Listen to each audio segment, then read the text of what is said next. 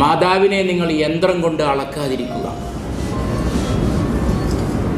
അവിടെയൊക്കെയാണ് ഞാൻ പറഞ്ഞ മാതാവ് ഒരു സ്ഥാപനമാണ്, മാതാവ് ഒരു വ്യക്തിയല്ല.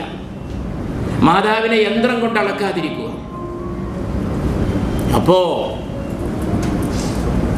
എങ്ങനെയാണ് ഞാൻ കണ്ട ഏറ്റവും വലിയ മതേതരവാദി എൻ്റെ ഉമ്മയായത്? ഞങ്ങളുടെ വീട്ടിൽ വന്നിട്ട് എൻ്റെ അയൽപക്കത്തെ ഹൈന്ദവ സഹോദരിമാർ രാത്രി പാർക്കും. മലപ്പുറത്തൊരു ഗ്രാമത്തിലെ കഥയാണ് ഞാൻ പറയുന്നത്.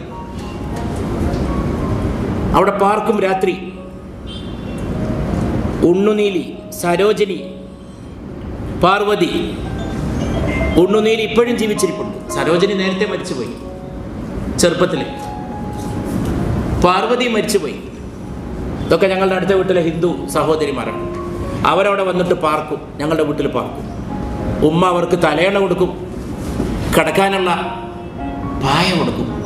അപ്പം നിങ്ങൾ വിചാരിക്കേണ്ട അവർക്ക് പായ നമുക്ക് ഞങ്ങളൊക്കെ പായയിലാണ് കിടന്നത്.